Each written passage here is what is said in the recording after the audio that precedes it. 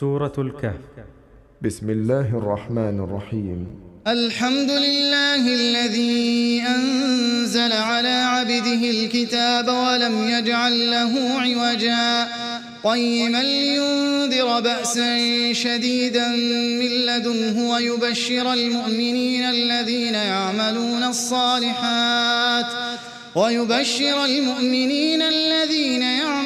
الصالحات أن لهم أجرا حسنا ماكثين فيه أبدا وينذر الذين قالوا اتخذ الله ولدا ما لهم به من علم ولا لآبائهم كبرت كلمة تخرج من أفواههم إن يقولون إلا كذبا فلعلك باخع نفسك على آثارهم إن لم يؤمنوا بهذا الحديث أسفا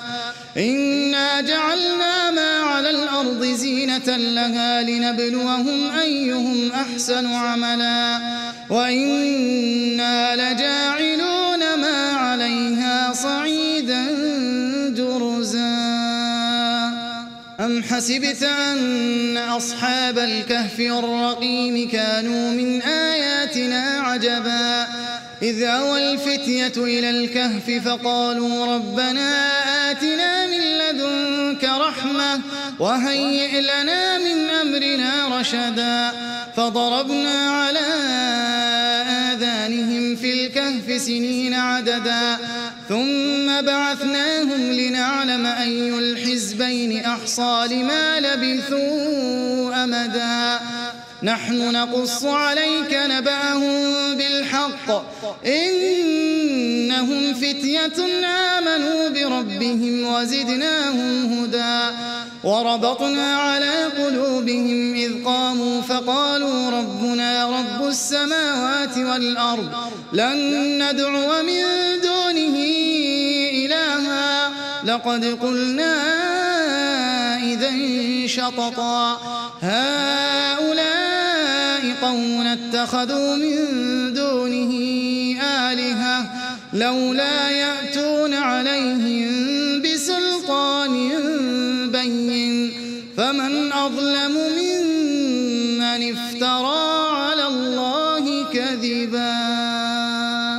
وإذ اعتزلتموهم وما يعبدون إلا الله فأووا إلى الكهف ينشر لكم ربكم من رحمته ويهيئ لكم من أمركم مرفقا وترى الشمس إذا طلعت تزاور عن كهفهم ذات اليمين وإذا غربت تقرضهم ذات الشمال وهم في فجوة منه ذلك من آيات الله من يهد الله فهو المهتد ومن يضلل فلن تجد له وليا مرشدا وتحسبهم أيقاظا وهم رقود ونقلبهم ذات اليمين وذات الشمال وكلبهم باسط ذراعيه بالوصيد لو اطلعت عليهم لوليت منهم فرارا ولملئت منهم رعبا وكذلك بعثناهم ليتساءلوا بينهم قال قائل منهم كم لبثتم قالوا لبثنا يوما أو بعض يوم قالوا ربكم أعلم بما لبثتم فابعثوا أحدكم بورقكم هذه إلى المدينة فلينظر أيها أزكى طعاما فليأتكم برزق منه وليتلطف ولا يشعرن بكم أحدا إنهم إن يظهروا عليكم يرجموكم أو يعيدوكم في ملتهم ولن تفلحوا إذن أبدا وكذلك أعثرنا عليهم ليعلموا أن وعد الله حق وأن الساعة لا ريب فيها إذ يتنازعون بينهم أمرهم فقالوا ابنوا عليهم بنيانا ربهم أعلم بهم قال الذين غلبوا على أمرهم لنتخذن عليهم مسجدا سيقولون 3 رابعهم كلبهم ويقولون 5 سادسهم كلبهم رجما بالغيب ويقولون 7 وثامنهم كلبهم قل ربي أعلم بعدتهم ما يعلمهم إلا قليل فلا تمار فيهم إلا مراء ظاهرا ولا تستفت فيهم منهم أحدا ولا تقولن لشيء إني فاعل ذلك غدا إلا أن يشاء الله واذكر ربك إذا نسيت وقل عسى أن يهديني ربي لأقرب من هذا رشدا ولبثوا في كهفهم 300 سنين وازدادوا 9 قل الله أعلم بما لبثوا له غيب السماوات والأرض أبصر به وأسمع ما لهم من دونه من ولي ولا يشرك في حكمه أحدا واتل ما أوحي إليك من كتاب ربك لا مبدل لكلماته ولن تجد من دونه ملتحدا واصبر نفسك مع الذين يدعون ربهم بالغداة والعشي يريدون وجهه ولا تعد عيناك عنهم تريد زينة الحياة الدنيا ولا تطع من أغفلنا قلبه عن ذكرنا واتبع هواه وكان أمره فرطا وقل الحق من ربكم فمن شاء فليؤمن ومن شاء فليكفر إنا أعتدنا للظالمين نارا أحاط بهم سرادقها وإن يستغيثوا يغاثوا بماء كالمهل يشوي الوجوه بئس الشراب وساءت مرتفقا إن الذين آمنوا وعملوا الصالحات إنا لا نضيع أجر من أحسن عملا أولئك لهم جنات عدن تجري من تحتهم الأنهار يحلون فيها من أساور من ذهب ويلبسون ثيابا خضرا من سندس واستبرق متكئين فيها على الأرائك نعم الثواب وحسنت مرتفقا واضرب لهم مثل الرجلين جعلنا لأحدهما جنتين من أعناب وحففناهما بنخل وجعلنا بينهما زرعا كلتا الجنتين آتت أكلها ولم تظلم منه شيئا وفجرنا خلالهما نهرا وكان له ثمر فقال لصاحبه وهو يحاوره أنا أكثر منك مالا وأعز نفرا ودخل جنته وهو ظالم لنفسه قال ما أظن أن تبيد هذه أبدا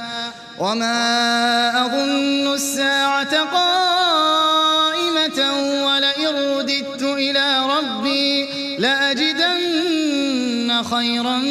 منها منقلبا قال له صاحبه وهو يحاوره أكفرت بالذي خلقك من تراب ثم من نطفة ثم سواك رجلا لكن هو الله ربي ولا أشرك بربي أحدا ولولا إذ دخلت جنتك قلت ما شاء الله لا قوة إلا بالله إن ترني أنا أقل منك مالا وولدا فعسى ربي أن يؤتيني خيرا من جنتك ويرسل عليها حسبانا من السماء فتصبح صعيدا زلقا أو يصبح ماؤها غورا فلن تستطيع له طلبا وأحيط بثمره فأصبح يقلب كفيه على ما أنفق فيها وهي خاوية على عروشها ويقول يا ليتني لم أشرك بربي أحدا ولم تكن له فئة ينصرونه من دون الله وما كان منتصرا هنالك الولاية لله الحق هو خير ثوابا وخير عقبا واضرب لهم مثل الحياة الدنيا كماء أنزلناه من السماء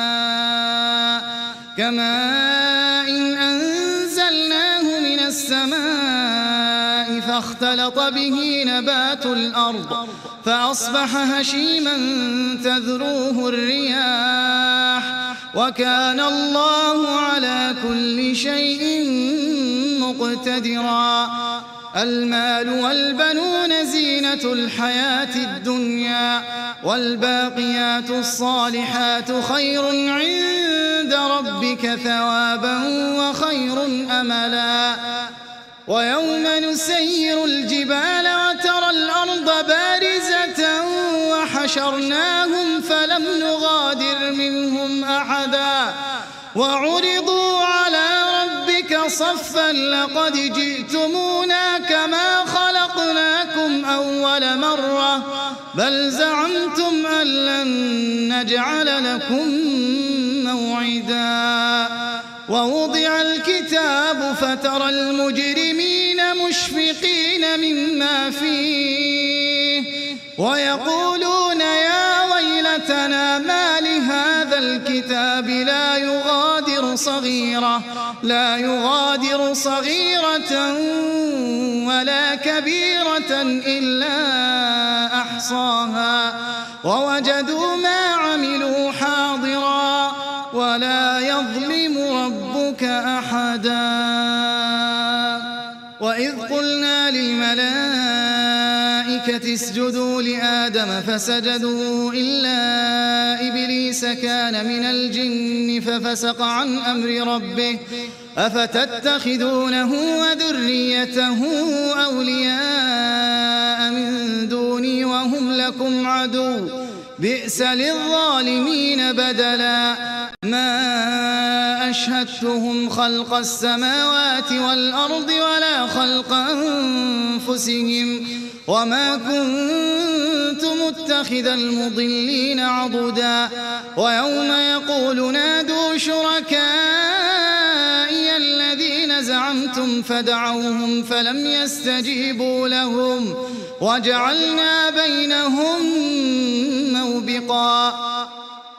ورأى المجرمون النار فظنوا أنهم مواقعوها ولم يجدوا عنها مصرفا ولقد صرفنا في هذا القرآن للناس من كل مثل وكان الإنسان أكثر شيء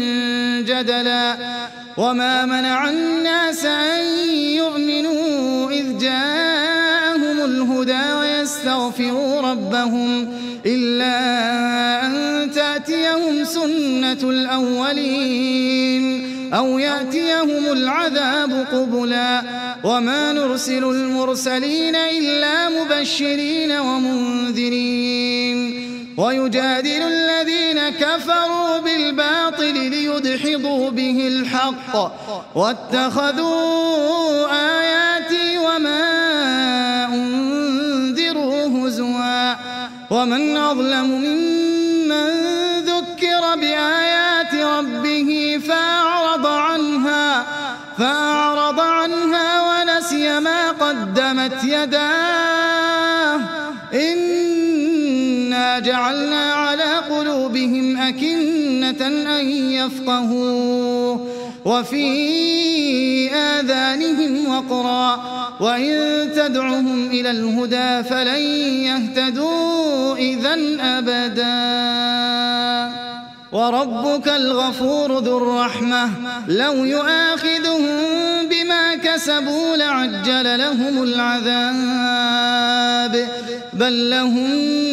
موعد لن يجدوا من دونه موئلا وتلك القرى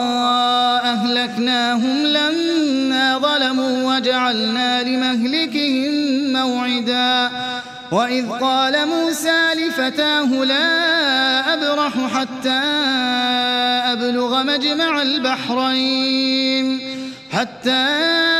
أبلغ مجمع البحرين أو أمضي حقبا فلما بلغا مجمع بينهما نسيا حوتهما فاتخذ سبيله في البحر سربا فلما جاوزا قال لفتاه آتنا غداءنا لقد لقينا من سفرنا هذا نصبا قال أرأيت إذ أوينا إلى الصخرة فإني نسيت الحوت وما أنسانيه إلا الشيطان أن أذكره واتخذ سبيله في البحر عجبا قال ذلك ما كنا نبغي فارتدا على آثارهما قصصا فوجدا عبدا من عبادنا آتيناه رحمة من عندنا وعلمناه من لدنا علما قال له موسى هل أتبعك على أن تعلمني مما علمت رشدا قال إنك لن تستطيع معي صبرا وكيف تصبر على ما لم تحط به خبرا قال ستجدني إن شاء الله صابرا ولا أعصي لك أمرا قال فإن اتبعتني فلا تسألني عن شيء حتى أحدث لك منه ذكرا فانطلقا حتى إذا ركبا في السفينة خرقها قال أخرقتها لتغرق أهلها لقد جئت شيئا إمرا قال ألم أقل إنك لن تستطيع معي صبرا قال لا تؤاخذني بما نسيت ولا ترهقني من أمري عسرا فانطلقا حتى إذا لقيا غلاما فقتله قال أقتلت نفسا زكية بغير نفس لقد جئت شيئا نكرا قال ألم أقل لك إنك لن تستطيع معي صبرا قال إن سألتك عن شيء بعدها فلا تصاحبني قد بلغت من لدني عذرا فانطلقا حتى إذا أتيا أهل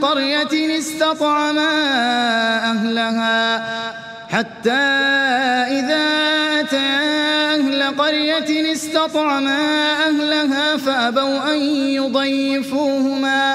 فوجدا فيها جدارا يريد أن ينقض فأقامه قال لو شئت لاتخذت عليه أجرا قال هذا فراق بيني وبينك سأنبئك بتأويل ما لم تستطع عليه صبرا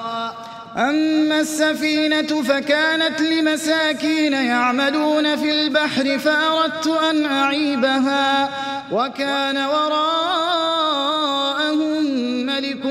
يأخذ كل سفينة غصبا وأما الغلام فكان أبواه مؤمنين فخشينا أن يرهقهما طغيانا وكفرا فأردنا أن يبدلهما ربهما خيرا منه زكاة وأقرب رحما وأما الجدار فكان لغلامين يتيمين في المدينة وكان تحته كنز لهما وكان أبوهما صالحا فأراد ربك أن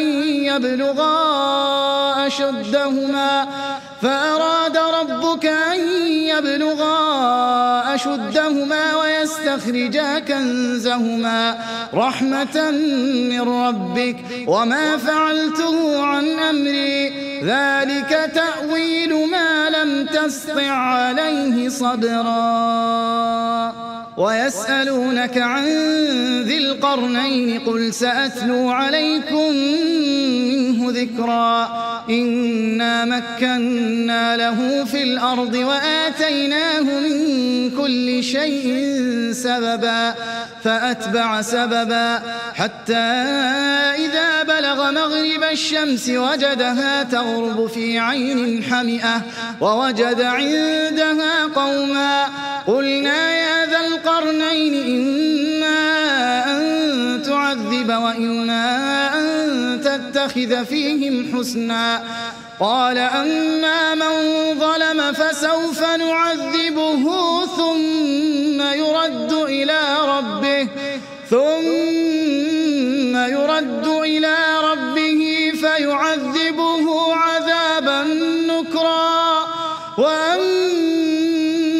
من آمن وعمل صالحا فله جزاء الحسنى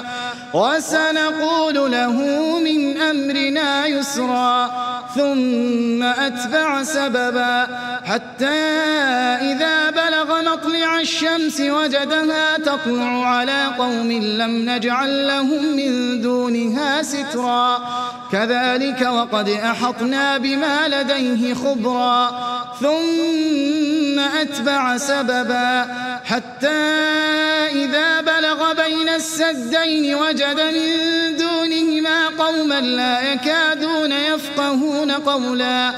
قالوا يا ذا القرنين إن يأجوج ومأجوج مفسدون في الأرض فهل نجعل لك خرجا على أن تجعل بيننا وبينهم سدا قال ما مكني فيه ربي خير فأعينوني بقوة أجعل بينكم وبينهم ردما آتوني زبر الحديد حتى إذا ساوى بين الصدفين قال انفخوا حتى إذا جعله نارا قال آتوني أفرغ عليه قطرا فما استطاعوا أن يظهروه وما استطاعوا له نقبا قال هذا رحمة من ربي فإذا جاء وعد ربي جعله دكا وكان وعد ربي حقا وتركنا بعضهم يومئذ يموج في بعض ونفخ في الصور فجمعناهم جمعا وعرضنا جهنم يومئذ للكافرين عرضا الذين كانت أعينهم في غطاء عن ذكري وكانوا لا يستطيعون يستطيعون سمعا أفحسب الذين كفروا أن يتخذوا عبادي من دوني أولياء إنا أعتدنا جهنم للكافرين نزلا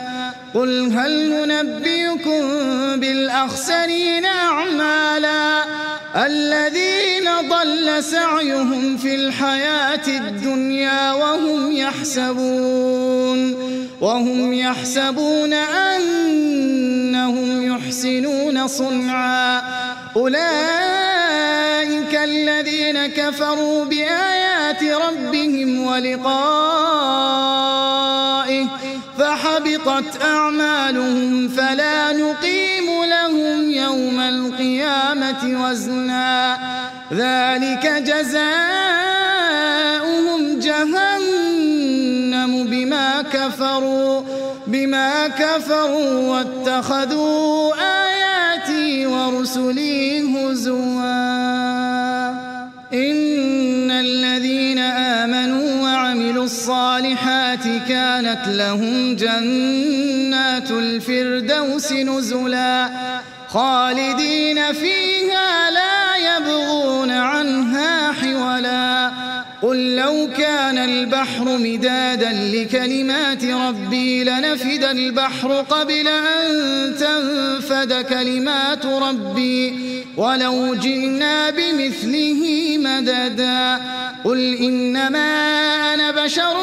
مثلكم يوحى إلي أنما إلهكم إله واحد فمن كان يرجو لقاء ربه فليعمل عملا صالحا ولا يشرك بعبادة ربه أحدا.